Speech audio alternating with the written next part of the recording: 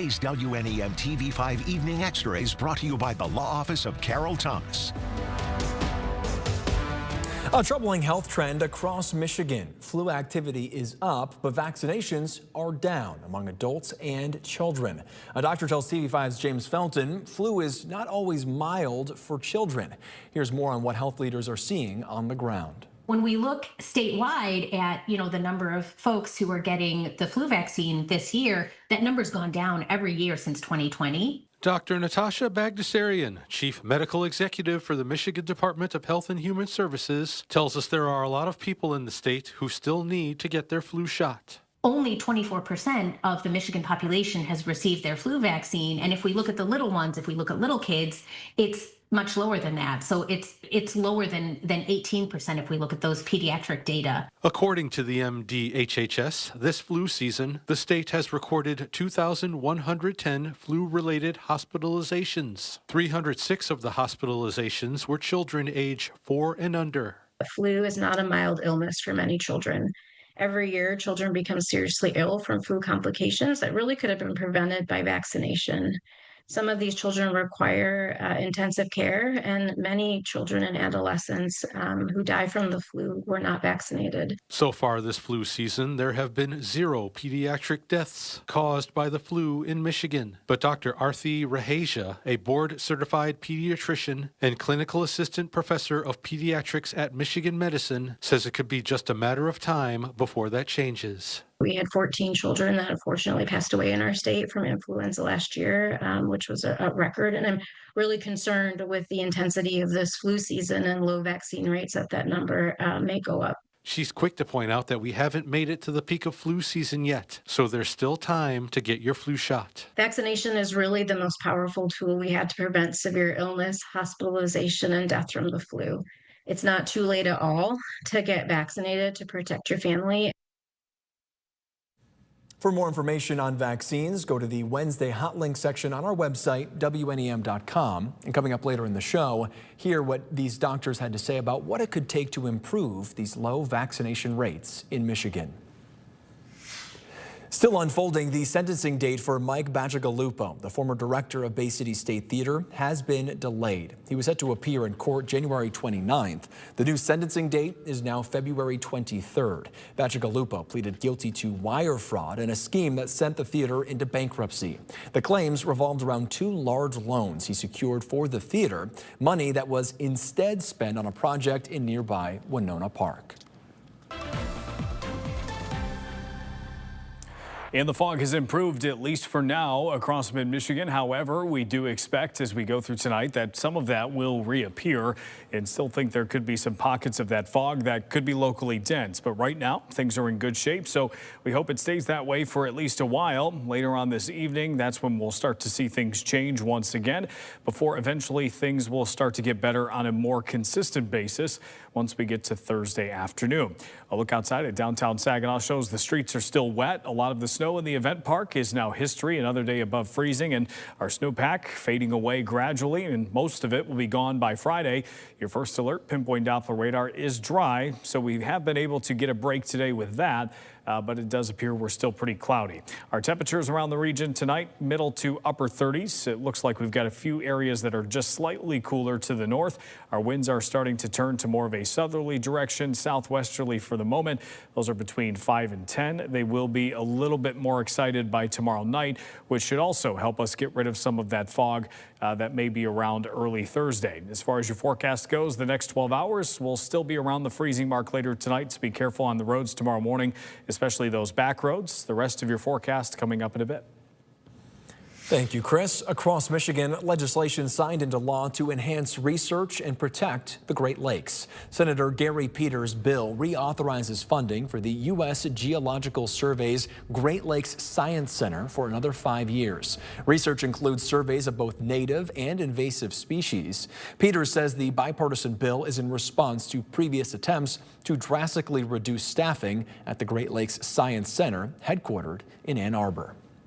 January is National Human Trafficking Prevention Month, and according to a report from the Michigan Attorney General's office, Michigan routinely ranks among the worst states for human trafficking with a high amount of reports. Since creating a hotline in 2007, Michigan has confirmed almost 3,000 cases of human trafficking and has identified more than 6,000 victims of those crimes. Experts say the Canadian border and state waterways create challenges for the state. Officials say educating the public on this type of crime is important, and it can sometimes help stop these crimes in their tracks. It could be a coworker, it could be a fellow employee, it could be an acquaintance, it could be a family member, that if all of a sudden they completely break contact with every one of their associates and family members and people that they had been keeping in contact with, that could be a sign. Michigan State Police says anyone can help report potential signs of possible human trafficking. To do so, you can call the hotline 855-VOICES-4. Dr. Glenn Maleko has officially been the Michigan State Superintendent for about a month now, and he says he's going to take what he learned at public schools and bring it to the state level. One of the main challenges that he has seen so far involves low student literacy rates. Maleko wants to make sure elementary school teachers across the state are trained on the science of reading, which he says is essential. He says another challenge is how much the late passing budget affected local schools. This year, the state budget got passed pretty late. I'm going to continue to advocate that that gets passed in July. Being a local soup and in the boards, it makes it very difficult on school districts when you don't have your budget, and this year it went into October. So as far as the state budget goes, I appreciate the budget that was passed. We're going to put our priorities out there. Maleko also says it's important to continue advocating for free and reduced lunches for students on a state and federal level. Some DTE customers will soon pay a little extra when paying their bill. The utility company is adding a $2.99 processing fee per online transaction using a debit or credit card. Commercial accounts will pay $9.99. DTE says the new fees will take effect March 2nd.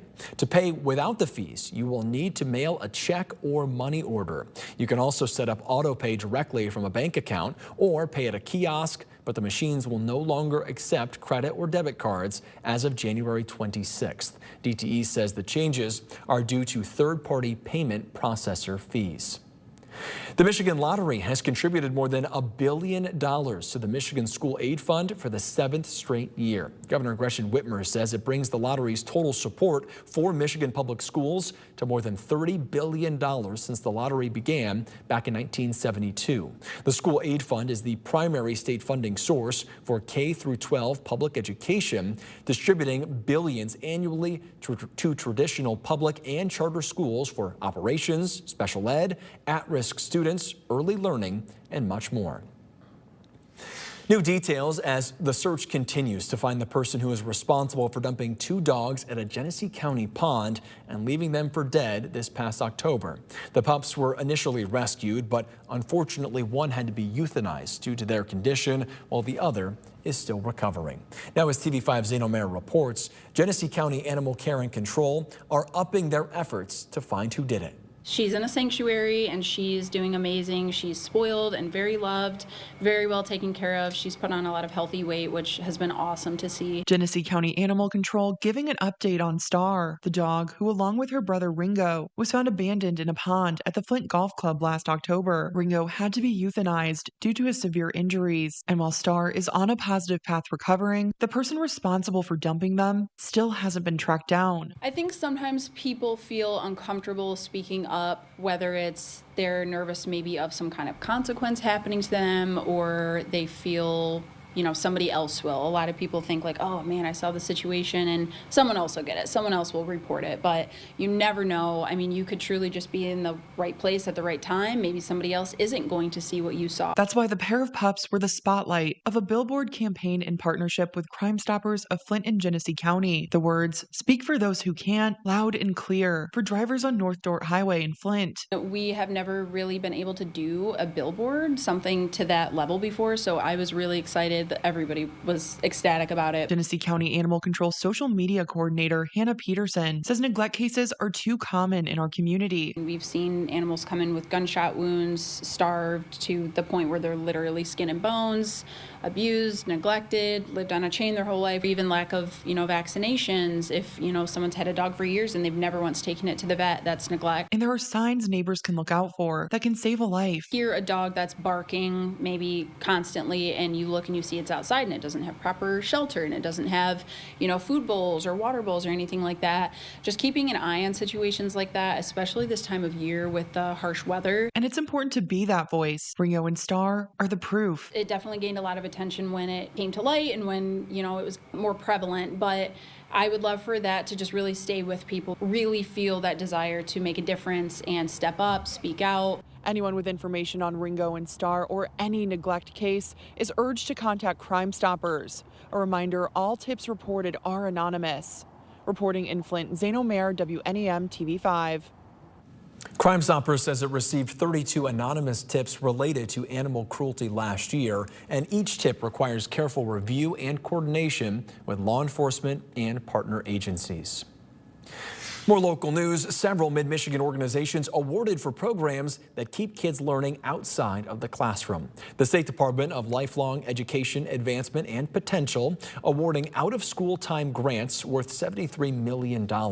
Funding will help expand access to high-quality before, after-school, and summer learning opportunities. Some local organizations awarded include the Flint Center for Educational Excellence with $971,000, more than $1 million for the Greater Midland Community Centers. In total, MyLeap awarded 289 organizations. More local news. The Dow Event Center introducing a brand new event. Pre-sale tickets are now available for the first ever Saginaw Tattoo Festival. The 3-day event starting May 29th features a selection of tattoo and piercing artists, live entertainment, contests, merchandise, and much more. Attendees will have the opportunity to get tattoos or piercings from celebrity and local artists alike. Pre-sale tickets are available today for $45. Just use code TATTOO. Regular sales start on Friday. You can get yours in the hot link section of WNEM.com.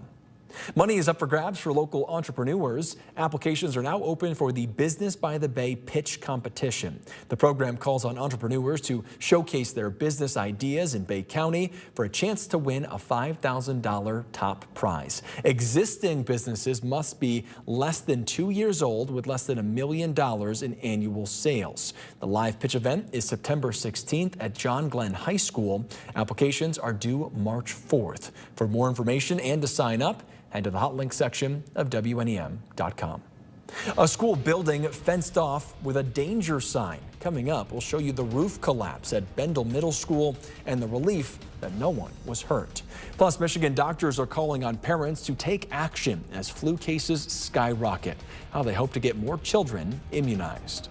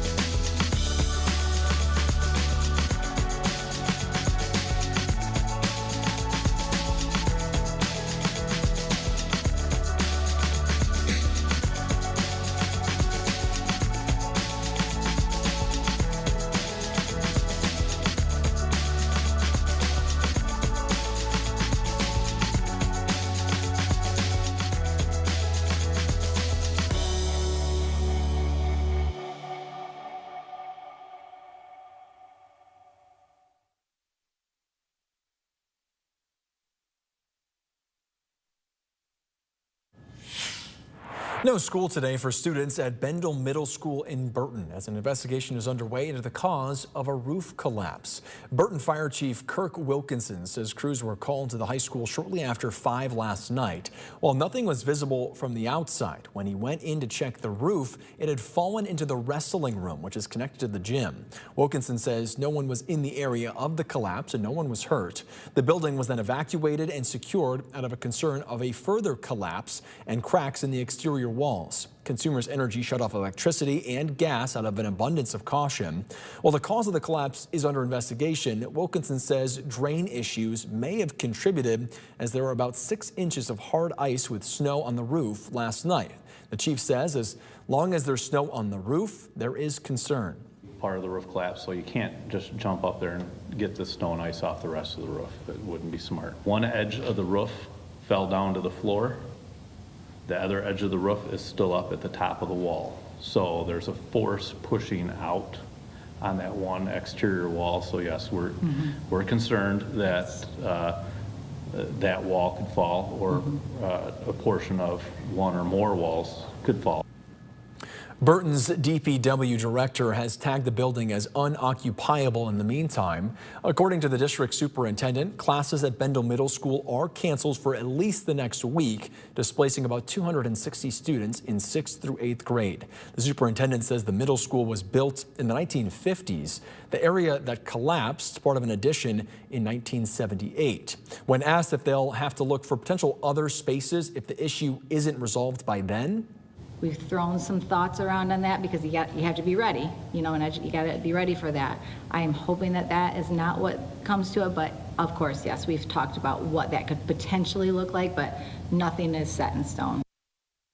The superintendent says they've talked with people today about if the drain issue could be a factor at other buildings in the district. All other schools, though, will remain in session as usual.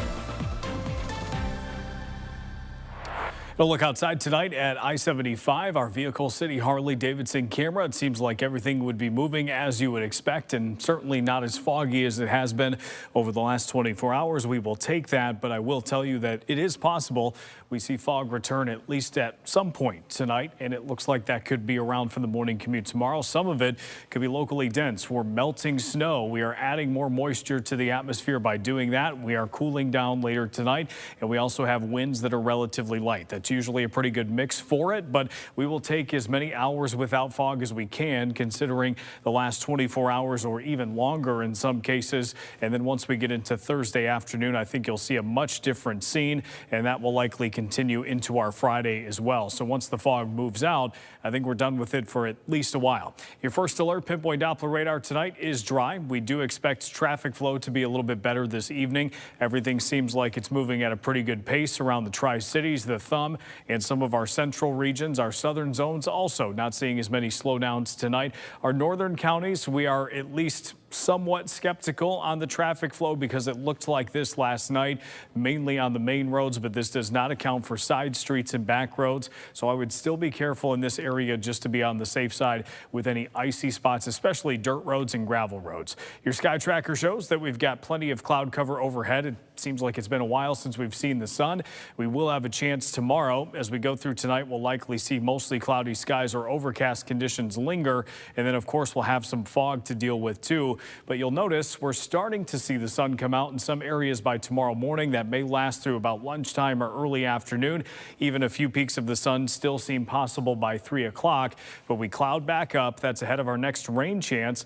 But that rain chance also brings some warmer air into the region. Notice we've got plenty of 40s tomorrow evening. Still some 30s to the north, but plenty of 40s to the south, and even some 50s move in too. I think some of our warmest temperatures tomorrow could actually be closer to midnight. We may even have a chance to go into the middle to potentially upper 50s as some of this rain moves through. Some of it could be locally heavy at times as well, and I think some thunder is possible. But other than that, it should move through without much trouble. Maybe some nuisance standing water in some areas that are pretty soaked. But as far as a major flooding threat, that doesn't seem to be the case right now, considering how dry we were going into the season. Your rain predictor shows about a quarter to half inch from this round of rain. As we head towards the weekend, we're expecting temperatures to be right around around the 30s.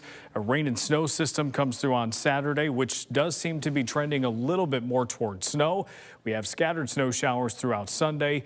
We're drying out on Monday. Thank you, Chris. Volunteers were up early this morning to prepare for the Saginaw Spirit and Corteva Agri-Sciences drive-through food giveaway at the Dow Event Center. A semi-truck delivered thousands of pounds of fresh and canned food. Volunteers from the Spirit and Corteva were joined by area food banks and soup kitchens and the emergency feeding program. We've got a parking lot full of folks already sitting over there that are here for a reason. They need help. And that's okay to need help. We're here to support that, and it's very rewarding for us as volunteers to be a part of that and know that those folks are going to go home and they're going to have a supplemental supply of very good, nutritious food. There was enough food for 300 families. If you're in need of food and couldn't make it to the Dow Event Center this morning, there is another food distribution in Saginaw next week. It's at the East Side Soup Kitchen on East Genesee Avenue on Tuesday from 9 to 10:30 in the morning. It will be a drive-through event, so no need to get out of your vehicle. All new tonight, inspired by the Savannah Bananas. A new Chicago baseball team is looking for talent that goes beyond the basics. We'll show you the tryouts where dancing skills are just as important as a rocket arm. On the news at 10 on the Great Lakes Sports and Entertainment Network. Then at 11, a mid-Michigan family stuck in Barbados because of the conflict in Venezuela. They're talking to TV5 about how their holiday trip turned into an ordeal. Also at 11, a call by a state Republican leader to audit child care programs in Michigan. Why opponents say it's not worth the cost. In your 7-day forecast, it does show temperatures will be near 50 as we head towards Thursday and Friday. Do you think we'll have the chance sort of between Thursday and Friday, Chet? I would say right around midnight, early morning hours of Friday. Don't be surprised if we have some temperatures that are in the mid-50s to maybe even upper 50s. But that's only a tease because by Friday evening, we're already back in the 30s. So not for long. We've got a chance for rain and snow Saturday, and then we dry out on Monday. I don't mind it because I didn't shovel the snow that came a couple days ago. It's all gone after today. So I cleared it, but I had that little area at the end of the driveway that was ice. Yep. So that is finally melting. There we go. We needed that. If you want to hear more about the weather, head on over to our digital live stream at 9 o'clock tonight. You can join that stream at WNEM.com, on the TV5 YouTube and Facebook pages, on our Roku and Fire Stick channels, and on the TV5 News app.